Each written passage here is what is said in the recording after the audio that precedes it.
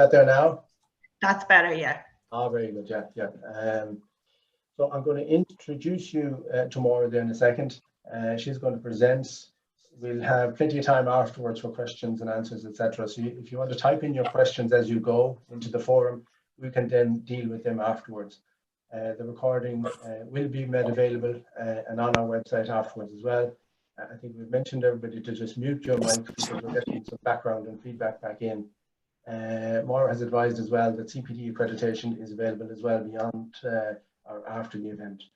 So I'm going to introduce you to Maura. I'll hand over to Maura there and let her do her thing. There's a few microphones still going there. I'll crack on anyway. Good morning, everybody. Thanks for the time taken today for listening to the CPD presentation. This CPD presentation we call is Fit for the Future. It's a guide to heating your home with heat emitters and temperature systems. It was designed and created by Stelrad in 2021, and it is CIBSE and REBA approved until 2023. I'll go through this as clearly as I can. I'll read off a few notes for the first couple of pages just to make sure I capture everything. Any questions, I suppose, as Ollie has said, please type them in and we'll try to address them at the end of the session. So I'll just kick on, okay? So, industry challenges at a glance. So, the UK government in 2019 declared a climate emergency, okay? First, we need to establish what that industry challenge is, what it means effectively. I suppose there's no definite answer, but as we all know, it's generally accepted that global heating is driving more extreme rainfall, that sea levels are rising, putting people at risk. It's becoming hotter, the drier summers, and creating serious challenges for our collective countries. We're already experiencing water scarcity, as we all know. So climate change is damaging our water and our soils. And as a result, we're getting pollution with more extreme hot weather. So climate change is happening and it's risking the sustainability of our economies and of our nations. So we need to make a change. And that's obviously what all of the economies are trying to do. We see in Ireland, obviously, there's been great changes and already shifts towards renewable energy over the last couple of years as a recognition of this and certain targets that need to be met. So effectively, for the first time, we have a binding agreement across all nations. We would know this as the Paris Agreement, okay? And this is obviously to tackle the issues and problems that we have with the effect of climate.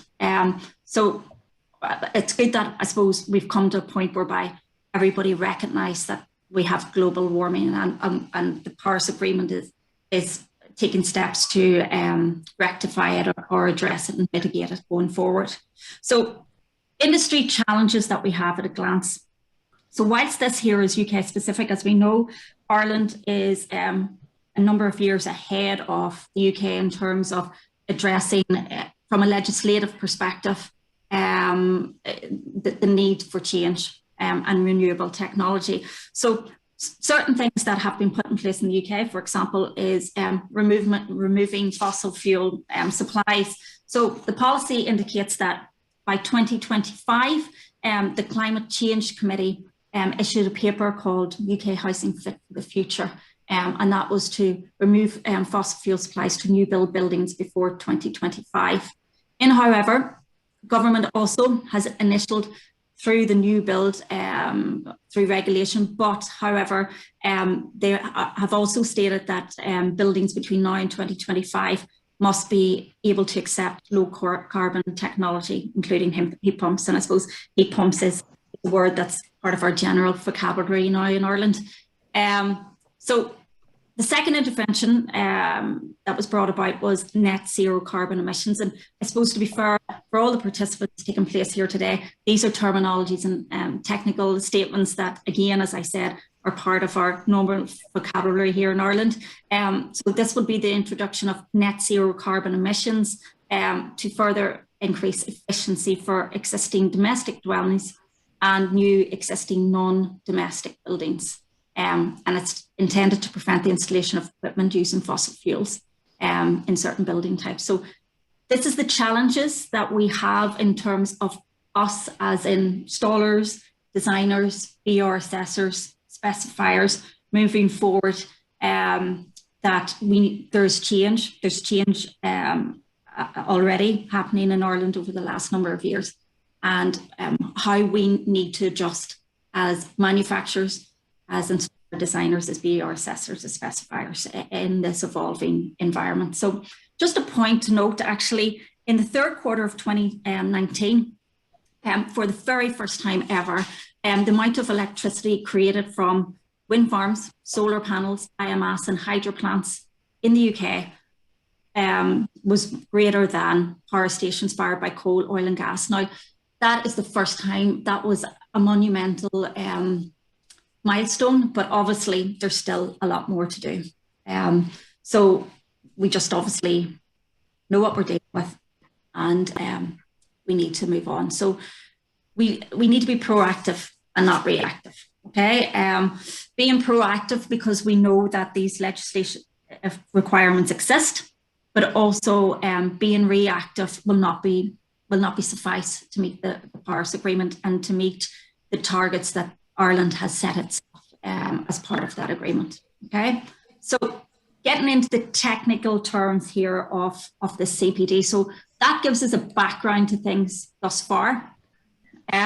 So I just want to move into terminologies that you will see as part of this changing and evolving environment that we find ourselves as the market evolves. So things that I have here that I want to discuss: low temperature heating systems, what they are, why they're low temperature, etc., coefficient of performance that you will often see with reference to heat pumps. What is delta T? This is a terminology that's banded around, and I'm sure most people here present today will understand what that is. Steel panel radiators, just to give you an oversight. I'll run over briefly a case study. I'm sure you've seen case studies and understand what they are, and how low water systems has changed installation design, etc. Little brief overview about Stelrad and basically a call to action. So let me start off with low temperature heating systems. So generally speaking, historically, boiler gas or oil boilers would have had a heat source inlet of about 80 degrees Celsius with a normal return of 60. So the temperature has dropped now with heat pumps, generally speaking, probably a flow in of about 45 degrees. And so low temperature technologies such as heat pumps, because they operate by extracting freely available energy from a renewable source, either by air or the ground, if we were to put the heat pump into a pre-existing heating system that had a gas or an oil burning boiler, then they wouldn't be fit for purpose in terms of the peripheral parts of the heating system, as in radiators. So to explain what a heat pump does, so energy is extracted from the source, but it reduces the temperature, whether from the surrounding or within the ground, and the energy is passed into the dwelling as heat, okay? So to extract the freely available energy from the source, the heat pump must do its work, okay? So that work is performed by compressors and fans inside the heat pump, which consume electricity. The energy consumed by the heat pump is a fraction of that which is extracted from the heat or from the air, either air or ground source around it. So typically speaking, and you guys will obviously know a lot about heat pumps, but typically speaking, a heat pump will transfer 3 to maybe 4 times more energy in the form of heat than it consumed. That is what is known as the coefficient of performance. So if it was 3 times more, then the coefficient of performance would be 3, and 4 times more, then coefficient of performance would be 4. But just to go through here, obviously, low heating system operates at low temperatures when compared to traditional gas boiler. Traditionally, systems operated with an inflow water of 80 degrees. And just, if I can just move this round, low temperature heating systems obviously operate efficiently at up to 45 to 50 degrees. Okay, so there's been a big change in terms of temperatures, I suppose, and temperature inside the heating system will drive change to peripheral parts, as in radiators. Okay, so just moving on then, coefficient of performance. I've already touched on basically what the coefficient of performance is. So basically, it's the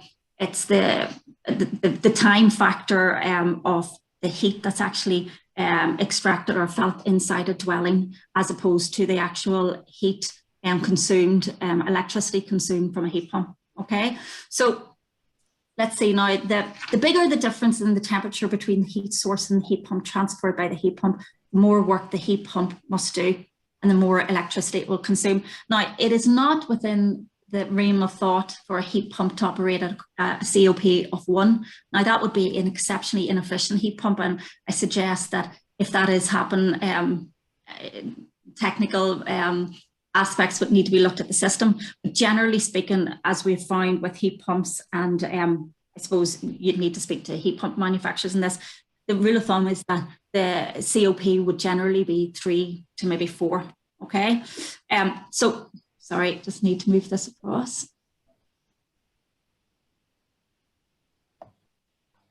Apologies. So if the temperature difference becomes too high, as I said there, it's possible the heat pump will have to do so much work that the energy it consumes is equal to its transfer. And that's what I say about a COP of 1. That would be exceptionally inefficient, and that would be something you'd need to speak to the heat pump manufacturer about. But generally, as I said, it's 3 to 4. Okay, so if we just move in here, so what is a coefficient of performance? So at greater temperatures, the COP will fall. Traditional heating systems that operate with a boiler will not deliver sufficient heat to the dwelling if the boiler is just merely substituted by a heat pump. And, you know, so effectively, if I just go through here, so heating systems that you're just replacing, they just work. So heat pumps are classified as renewable technology and must be installed by an MCS certified installer. MCS is an internationally accredited certification, and it stands for Microgeneration Certificate Scheme. Okay, so everybody knows that is the prerequisites for installation for a heat pump, and also MCS installer will likely have to do the heat output calculations as well. Okay, so just moving on then, if we go to delta T, and by the way, I'm going through this quite quickly. I'm quite happy to take questions at the end as well. So what is delta T? So in this example here, we're looking at a typical oil or gas fired burner or boiler. Flow in, as I described earlier, a flow in of 80 degrees with a flow out of 60. To calculate delta T, we calculate the mean or average between the flow in and flow out. So in this case, it's 70, i.e. 80 plus 60 is 140 divided by 2 gives you 70. Typical factors for average room temperature would have always have been 20. So 70 minus the 20 gives you a delta T of 50. And I suppose for everybody present here today, you will find that a lot in most brochures, radiator manufacturer brochures, will indicate their watts and the BTU output, that's the heat output, for every single radiator at delta T 50. The reason for that merely is because historically, and also a lot of systems have oil and gas boilers. So therefore, delta T 50 would historically, and still presently, until there's such change, at a standard heat output at delta T 50. Incidentally also, most radiators are tested to EN 442 standard at delta T 50. So that's why the standard will exist on a brochure. Now I will show you and explain after this presentation how you can get the correction factor to calculate the heat output at different delta T's. And we'll do that after this presentation.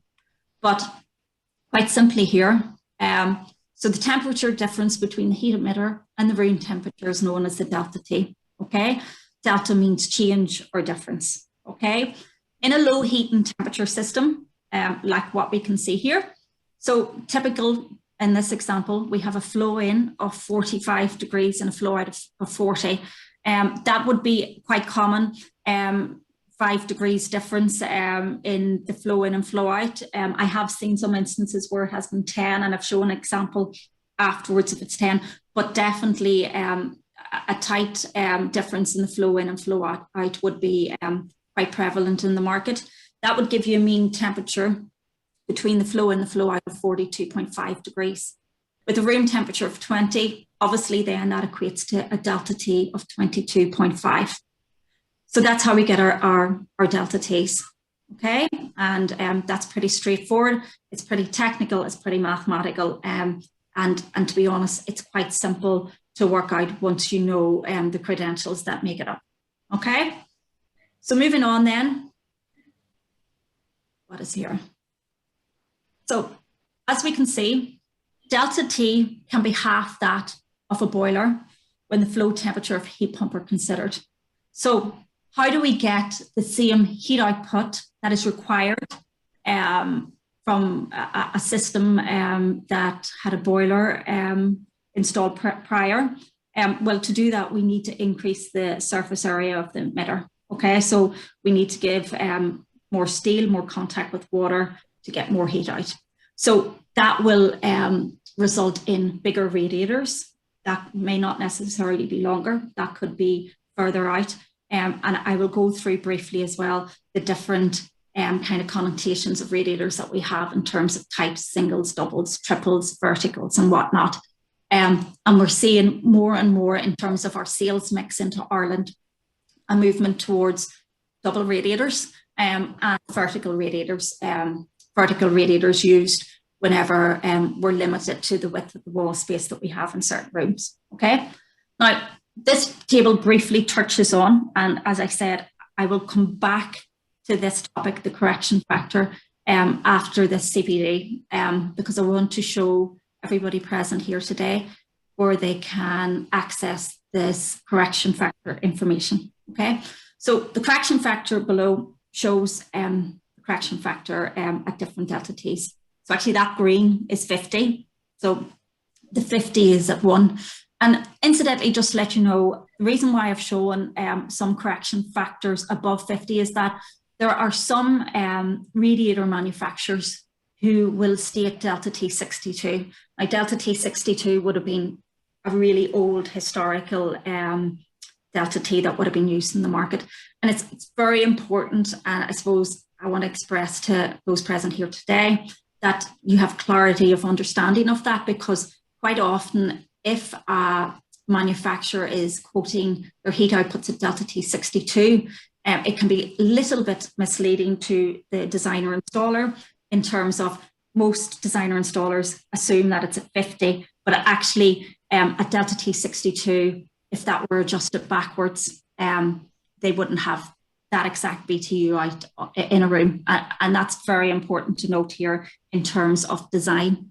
But as you can see, as you move downwards to lower the table, in terms of lower delta Ts, then this is the multiple or the correction factor that we must apply to the heat outputs shown on the brochures at delta T50.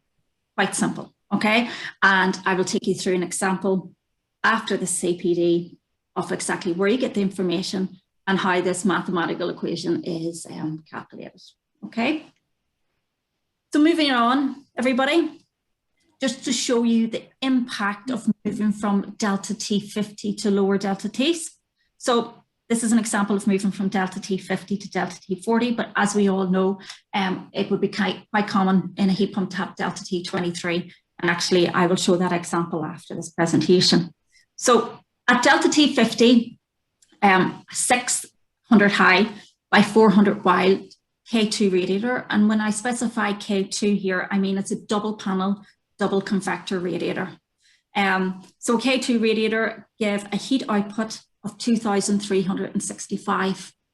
So as we move from delta T50 to delta T40, we need to increase the size of the radiator from a 600 high to a 600 wide. So we're moving it from 600 wide, from 400 wide K2 radiator.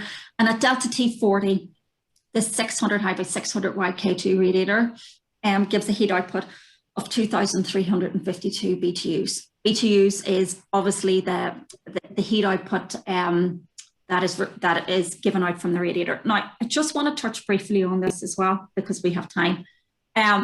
Just to understand, in terms of the mechanics and physics of a radiator, the heat that comes from a panel is radiant heat, where the heat that comes from the fin, that is the little bit of steel that sits in between the panels, is called convection heat. Now, it is very important to note that the majority of heat that comes from a radiator will be convection heat, okay? Radiant heat is that heat you get when you touch. Convection heat is the heat that's convected from the radiator that really comes from the circulation of the airflow, which is maximized by the fin that sits behind the panel, okay? So what I'm saying now is, as we've moved to lower delta T's, really a double panel, which is a K2 radiator, a triple panel or a vertical would be standard. Historically, some designer installers may have opted for a double panel single fin. By actually putting that extra bit of fin in, it makes a lot of difference. And depending on the size of the radiator, because obviously radiators come in many different sizes and many different shapes, but depending on the size of a radiator, really, the convection heat can be anything from 70 to 80% of the heat, as opposed to the radiant heat of between 30 and 20%.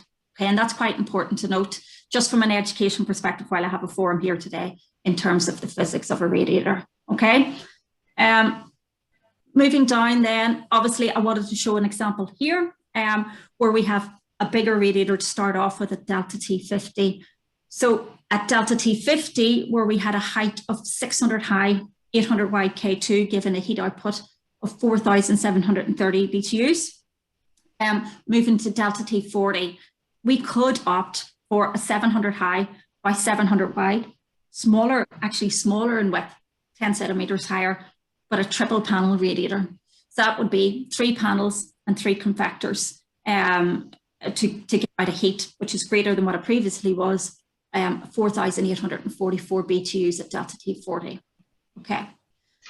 However, as we know, most houses have standard height ceilings, so you could go up to 2.2 meter highs or 2,200 in height. But in this instance, we've opted for an 1,800 high by 500 wide K2 vertical radiator. Okay, so we, instead of going along the wall, we will go up the wall. Okay, going up the wall obviously gives us much more surface area of the water touching the radiator, and therefore generates a lot more heat. And as I've already stated, in terms of our sales mix into Ireland, this transition has already taken place. There's a wide recognition that verticals have become part of the simple ingredients of heating systems now. And to be fair, I suppose it comes back to what people are familiar with. But to be honest, they look quite nice as well. And we have many different options in terms of the style and what they look like, which I can go over briefly as well towards the end. So we're not limited to just replacing with a horizontal radiator. We have vertical radiators as well, okay? And that's just an example of how you can generate more heat into the room with these low temperature heating systems as we change the delta T. So a little bit just about steel panel radiators. So some of the things here that I want to discuss actually. Before we discuss the positives on steel panel radiators, just for the forum here present today as well, I just want to state that there would have been a mindset at one point in time, and it's a good forum to just discuss this, that, and this would have been maybe 6 years ago, that when installing a heat pump, there was a need to install an aluminium rad. This was a myth, and it is most truly false. But, you know, I won't get into the details of how the myth came, but an aluminium radiator in a heating system is actually quite corrosive with the other elements that it has. So steel panel radiators, number one, both outperform or at least perform as good as, if not better, than an aluminium rad in terms of heat. An aluminium rad will heat up quicker, but it also cools down quicker. And as we know, the radiant heat that comes from radiators, whether they're aluminium or panel, is very little in terms of the convection heat. So there's no material difference as to putting an aluminium rad instead of a steel panel. In fact, I'll explain the advantages over steel panel here now. You know, the only reason why you would do that is if you like the look of them. Okay.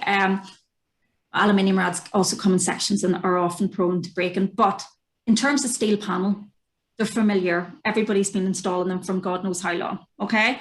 And they're accepted solution. We have a wide range, so we just don't have steel panel radiators. We call premium panel, which would be an emitter with a face over to make it look more desirable. Price point is actually very good on those radiators because they're not exactly termed design radiators. We also have design radiators, column, Concord, and so forth. And these radiators would be individual elements of steel welded together. So they look very good and perform very well with heat pumps as well. All of our range do. And obviously I'm here at any point after this meeting if anybody has any specific technical questions that they want as they're guided through their everyday jobs. They're easy to specify and easy to install. Not only are they easy to install from a familiarity perspective because they have been around for quite some time, but easy to specify because we have all the technical documents actually on our website. So in terms of any technical information that you may wish to access, it's all there. Also, I'm here as well if anybody needs any specific further technical questions answered. I suppose I've been working in radiators now for 13-40 years, but Stelrad's been here from 1936. So, you know, I suppose if I don't know the answer, Stelrad will, and I suppose if they don't know it, it probably, you know, they will know it first of all, but it maybe doesn't need to be known or whatever. So look, we are here and there's a long history of us in the radiator business. We've good availability.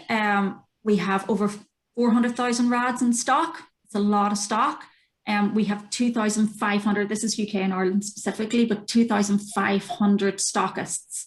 And obviously we have loyalty clubs as well, of which an installer can sign up to. And, you know, we would like to think that we are a good supporting manufacturer, not just to our merchants, but to the designer installer and to consultants, specifiers, BERs. We're here to help. I suppose we'd like to be seen as the place to go to in terms of any questions that you would have. We have steel radiators have a good, durable, lifelong span. I suppose that comes back then to the corrosiveness of the system. Steel as a component part of the system is not corrosive. It's all elements will corrode slightly over time, but it is exceptionally non-corrosive. Obviously, with the correct inhibitors and what put into the system, they last a long time, which is why we give it a 10-year warranty, for example, where there's other source of heaters that will give 5 years. Okay. Asynthetics, what they look like, as I said, you can opt for a standard compact radiator emitter that performs really, really well, very prevalent in the market and would be familiar to a lot of people.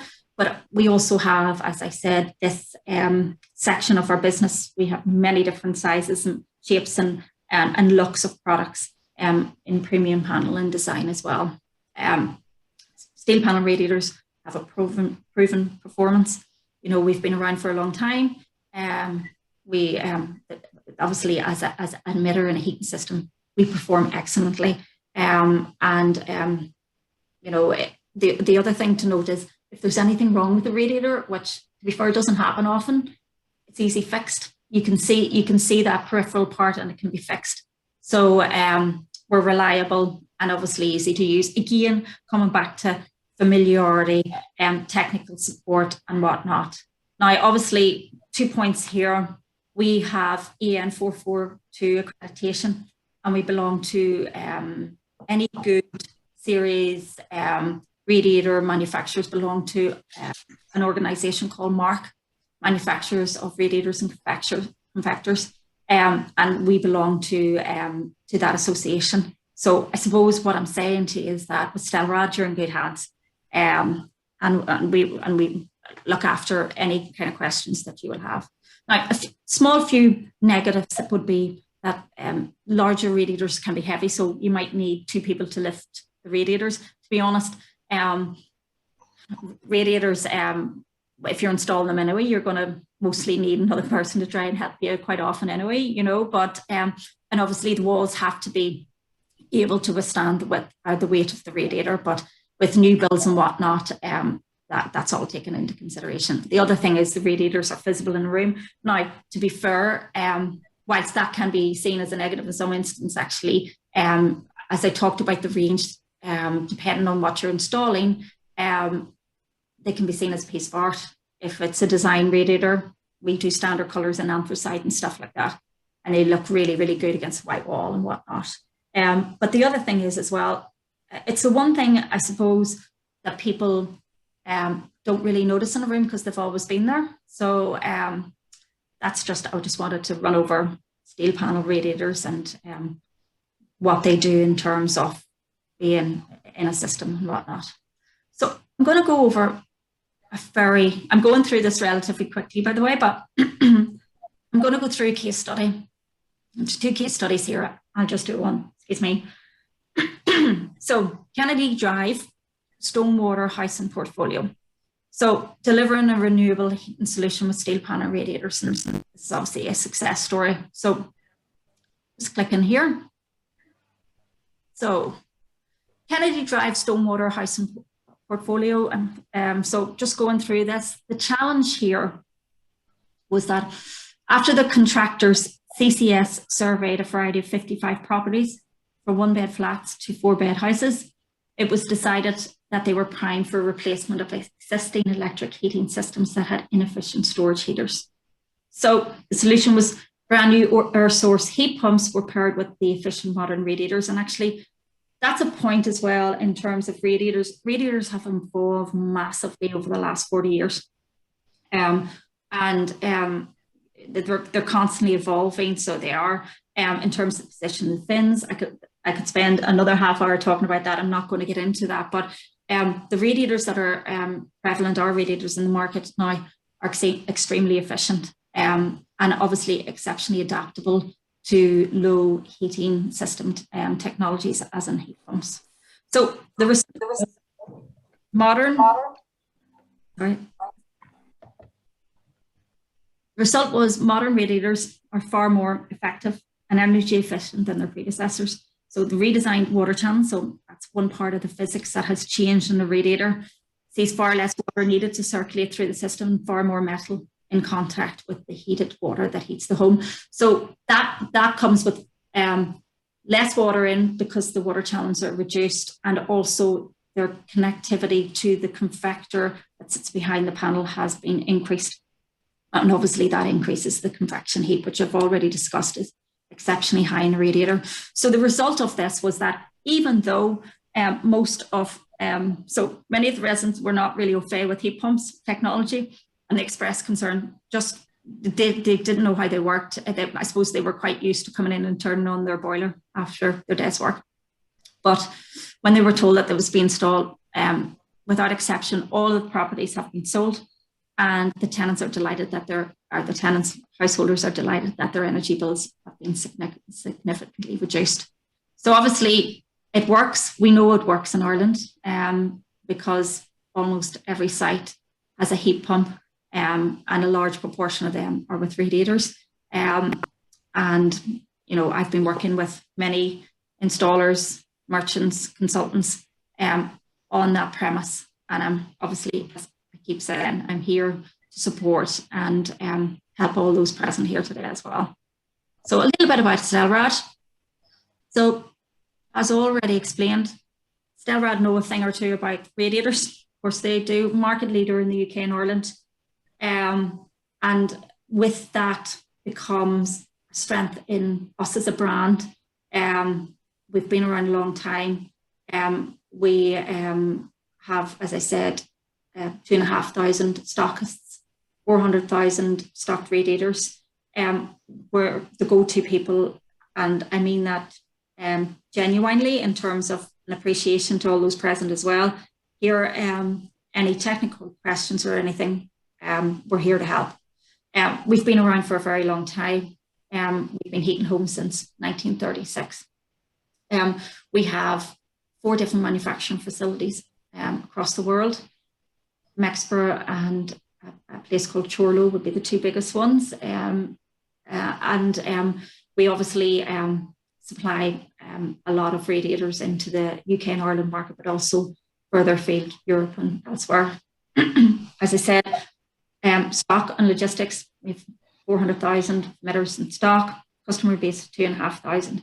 We're continuously improving and researching as the market evolves. Obviously we're here for the future, and we're focused on creating solutions for the renewable future as a consequence. So our products and our service are delivered by pulling our core strengths of the company. We have a technical team in the company. We have a customer service team in the company. We're very well organized to support those present here today and doing their everyday job, but also to tackling any issues that they have as they materialize and come along.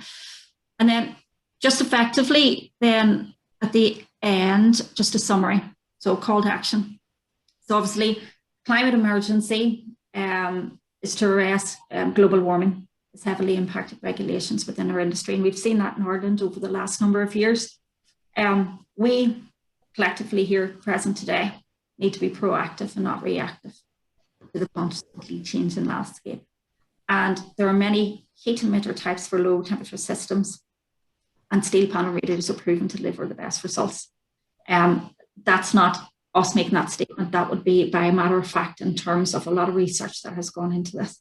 And that basically is the CPD. But before we take any questions, if anybody wants to arrange any follow-up meetings after that, they can contact me or Anne-Marie, or not too sure, but Anne-Marie can send out my contact details after that, if that's okay, Anne-Marie? That's no problem, yep, I can do that. Yeah. And identify, we can identify our support and guidance and whatnot. Now, that is the CPD. As I said, I did say to you we would go through it relatively quickly. I can go back over any points within it, but I want to address, let me just see now, the SEAI form that needs to be completed by the designer installer. And I want to show you where you can get that information and whatnot. So I'm just going back in here. So let me just see. Can you see this Excel sheet? Yes, we can. Okay. So I'm sure everybody is familiar with this document. This is a document that is completed by the designer installer as part of the SEAI requirements when a heat pump is used, et cetera, et cetera. So I'm only going to cover off those elements that relate to radiators. I will not cover off anything to do with any other parts of the system. So I just put in here for reference 4 High Street, Limerick. I just put that in. And to be honest, all these things in yellow follow through to the next pages. And that's basically why I'm showing you that. The other part that I put in here was our radiators used. This is the first page. Our radiators used as I go down. Bear with me. Here we go. Yes, I put in yes. And then the flow in temperature, I put in 46. Just pick the number 46. Okay. Now, if we go to this heating design form, you will see that 40 High Street, Limerick has already come in. And the 46, which is the design flow temperature, that is the flow in temperature into the system, 46. Now I put a return of 36. That could be 40, that could be 41, but this is purely to show as an example, okay? few things to point out here. The room design temperature, which is here, comes from SR 50-1, which specifies the design room temperature that each room should be at. So there's clarity with respect to that. So hall's 18, kitchen's 18, a living room where we live in is 21, and so on. Okay. Now, this allows you to very quickly, it automatically calculates your delta T. So that 46 that has come in from the first page, and I have keyed in, by the way, this is the designer installer that completes this form. I have keyed in 36.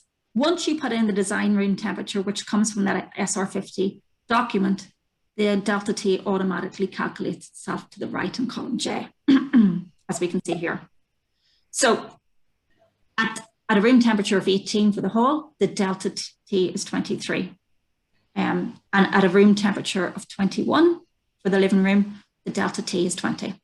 It's just pure maths. 36 and 46 divided by 2 is 41. Take away 21 for the living room, you get a delta T of 20. Okay. Now, in this, the installer designer fills in properly calculated heat loss for the room. So for this room, we need 930 watts. Okay. And then the designer installer then type of emitter, radiator, manufacturer Stelrad. I put in a Vertex, which is a vertical compact radiator, 2 meter high by 600 wide K2. And by the way, I'm going to show you where you get all this information. And that will give us a heat output of 934 watts at delta T 23. Okay. Now, how do we know that? In the radiator output conversion table, this has followed through from this table where this delta T is automatically calculated. So as we can see, hall, delta T 23. We go across here, hall, delta T 23. So again, we put in radiator make, Stelrad. We put in the specific item code for that radiator. And I'm going to show you where to get that. I'll do that now, I suppose. So this is for a compact. So if I stop the share and I share again and go to, I can go to where is, excuse me. Yeah, apologies. Go to here. So effectively, on our website, we have products. And in here, we have products, Stelrad Compact. Click on Stelrad Compact, and I actually have this open here, compact style. I'll just open it actually because, to be fair, it's not letting me move this across. So products, Stelrad Compact. Can everybody see what I'm doing here? Yep. Okay. So, and you just go down to technical brochure, open this up. And this is compact. So in here, let's say, for example, I opened compact and not Vertex. So this is a compact here. So I'll go here. 4 by 6. So that's 600 high by 400 wide K2. So 600 high by 400 wide K2. Apologies. So as we can see here, 600 high by 400. And we move across to K2. And there is 693. Can everybody see that? 693 watts. So if I go into this form, you can see we have consistent radiator. That's the wrong one. Tell you what we'll do, just stop this share. Let me go back again because I'm flicking across things. So effectively, compact. Can everybody see this? The section. Right, apologies. So let me go through this instead of flicking back and forth, and I'll show you where to get all the information, okay? So if I take the first one, the item or our Stelrad code is put in there. This is the width by the height, and The heat at delta T50 is 2,574 watts. And we state here that that is at delta T50. And then we state that the correction factor is 0.363. And I'm going to show you where you get that information, which creates a heat output of 934. Okay. So basically all this information is readily available on our website, as is the correction factor, which automatically calculates the heat output at the design delta T using the correction factor. And if we look here, we'll see in here, using the correct information at the design delta T, it's 934. Okay, it's the same for every single radiator here. Okay, and so on the whole way down. Now at the bottom of this sheet, points to note that make sure that they comply, is that the heat loss required by the heat loss completed by the MCS installer is 6,110 watts, and the heat output that is emitted by using the Stelrad radiators contained above is 6,534. So we know that those radiators that have been used in this installation meets the requirement of the heat loss. Okay. Now I'm going to come out of here. I'm going to stop sharing this and I'm going to go to the web page just to show you where everything is. Incidentally, that is just for a standard compact radiator. I also have one here for a compact with style as well. So this is a compact with style radiator, heating system for compact with style, as you can see, and you can put in whichever Stelrad radiators that you need to. Okay, so I'm going to go to the web, and apologies for flashing around here, everybody. Let me just see, where is my web? I'm used to Teams more. Oh, here we go. You can use that. Apologies, everybody. I'll share this and I'll just open the web from here. Yeah, that's better. So if you type in Stelrad.ie, can everybody see this when it comes up? Yeah, can you see that, Anne-Marie? Yep. I can see it, yep. So you go to products and you have every amount of products, Stelrad Compact, Elite, tile rails. Let me move this across. You've got your compact with style. I'm going to click into compact with style here, okay? Just to show you that it's not just Stelrad Compact, okay? And in here, it shows you what the compact style looks like from an appearance perspective. It gives you all of the models that can be used in a compact with style. We have low line radiators, we have vertical radiators, we have triple panel radiators in compact with style. It gives you all the colors that are available in this range. And if we go down here, we can open the technical information, which will show you the compact with style. I'll just open the horizontal one, for example. This will show you the data sheet for the compact with style, and it'll give you the BTU output at delta T50. Okay, so here we have the BTU output at delta T50. So we just go along, typically probably a double being used, 6 by 1,000. There's your item code that you need, and there's your watts. Okay, and I've completed all of this on the Excel sheet that I've just shown you. Okay, and you, as I said, you can pick any product range that we have here to complete the form. Now, I'm going to show you where you get the correction factor. Very simply, to get the correction factor, we have it listed on our webpage. So the correction factor at delta T's is contained on our website, and it's a point of reference. So when completing the form, you put in the watts at delta T50 and you apply the relevant correction factor. So here at delta T23, it's 0.363. and at delta T20, it's 0.302.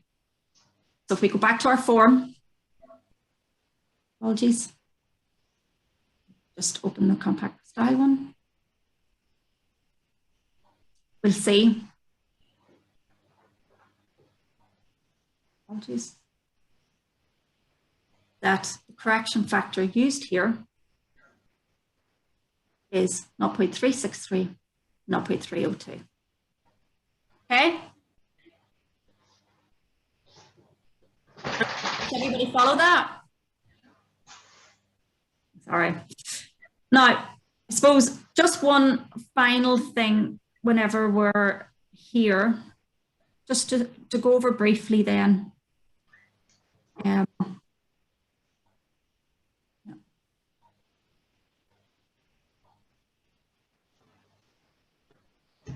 Go across the ranges that we have available. And I can open that here. I had it opened, but let's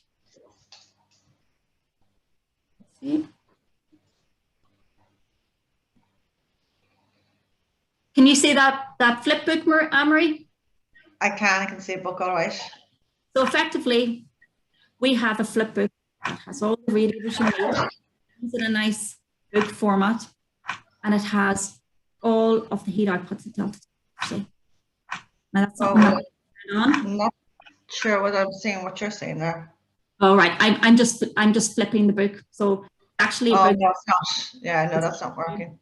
So it's just flipping the page. I can email everybody this book that references the heat output at delta T50. Or as I said, if anybody wants to, they can access every single part of the information needed to complete this form from Stelrad the website. Okay. I think I am done with the presentation. If anybody wants to come in, I can stop sharing. Okay, well, thanks, Maura. Congratulations, you came in bang on time, which is very, very good and great. I don't think there's a huge amount of questions. There was some discussion in there in relation to BTU and watt conversions. I think you boxed that off very well in the last section there on your website, where you demonstrated that both are displayed on your website. So it's a question of picking the one that we need. Maybe perhaps we have an opening gambit in recognizing the particular RAD that is installed on site. Generally, we would have the designer sign-off sheet with us when we go to site, and that will have stated whatever type of RAD has been used. But is there a way that you can visually assess the particular RAD on site? Is it labeled? Is it named? Is there an inscription on it somewhere that you can see that that's a compact or it's a whatever? Yeah, to be fair, either, as I said, I can send out the brochure, which gives the physical look of what they look like, or everything is available. So if you were to navigate the products section of stelrad.ie, everything's on there, you know, and it has pictures, it has technical data, it has colored, it has heat outputs of watts or BTUs. I'm at the end of the phone if anybody wants, you know, as well. Okay. I see one here from Niall. For the same heat output, is the conversion performance of a tall rad better? 600 high rads. Are there do's and don'ts in positioning a rad in a room? Not sure what the first part means, but do's and don'ts for positioning a rad. Well, okay, that's actually a good point, Niall. Actually, you'll find that a lot of historically people would have put rads underneath windows. Okay, now to be honest, that was not to save space, whilst it also can serve as that purpose. But the point that I mentioned about the percentage of heat that is convection heat and that is radiant, if you position a radiator close to a window, there's more circulated air there.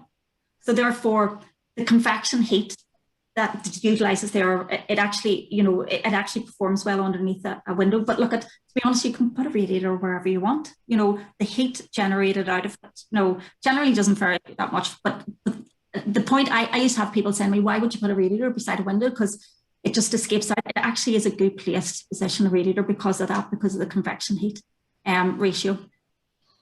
Okay, I think that answers. But in terms of 600 high, sorry, back to Niall's point.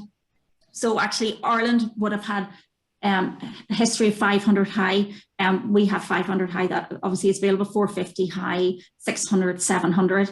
And to be honest, if you want to get more heat, obviously the greater the surface area of a radiator, the more heat that it generates out. Now that's to vertical radiators now, very popular in the market, you know, because obviously for that reason, if you're limited to wall space, you can go up instead of. And I presume a vertical rad needs grounds, the same as a horizontal would, substantial grounds at the top where the fixing points are. Yeah, but if you're talking about a vertical rad, like, I mean, most houses have 2.4 meters in height. Okay. You know, I've seen 2 meters as standard vertical rad being used. Quite common one is 800 high. That gives you a lot of space from the top. You know, and plus when you get up and out sideways on a vertical rad. So no, it's 100% and performs really well. So it does. Okay. Will your slides? Can you send your slides on, and we can issue it out? The walkthrough that you did, the step-by-step walkthrough that you did for completing the designer sign-off sheet, or where you access that information. I think that's probably where the rubber meets the road as far as the BER assessor is interested. So that those were key points. Yeah, and look, as I've already said and reiterated numerous times throughout the presentation, I'm here for any of the assessors. Yeah. If they want to contact me directly, just for an overview, insight. I mean, to be honest, our radiator entire range is applicable for a purpose in any heating system. You know, so I'm here to help if anybody's got any. Very good, very good. Yeah. I don't see any other questions in there. Stephen, do you see anything there that I'm not seeing? Just one point there that a different Stephen made was interesting and very topical. I suppose CPD for radiators and materials. So the idea of the whole life cycle carbon analysis, I guess, coming in, that kind of certification, is that something you're looking at? I think that's the point Stephen was making. Yeah. No, we've got a very low carbon footprint, believe it or not, from the supply of our steel to our factory. The other thing is, the fact is, like, radiators last a very long time. They start to become less efficient. It doesn't mean that they're not, what's the word? They will be more efficient than any other emitter of heat after, you know, the more you use them, you know, over a lifespan, but they last a very long time. And from a carbon footprint perspective, and in terms of our focus on that, you know, they are a good fit in a heating system. Other aspects that we're looking for the other Stephen as well is that we're obviously looking at improved you know, carbon footprint for a packaging perspective as well. You know, so we're evolved. We just don't look into R&D for radiators, but we know, as we said, we're being proactive rather than being reactive, you know. Okay. I see Moss just put in something there that he was on stelrad.com. Yes. And it looks different to stelrad.ie. Is that the case? So we're better to stick with .ie? Completely, absolutely. That's very true. Yeah.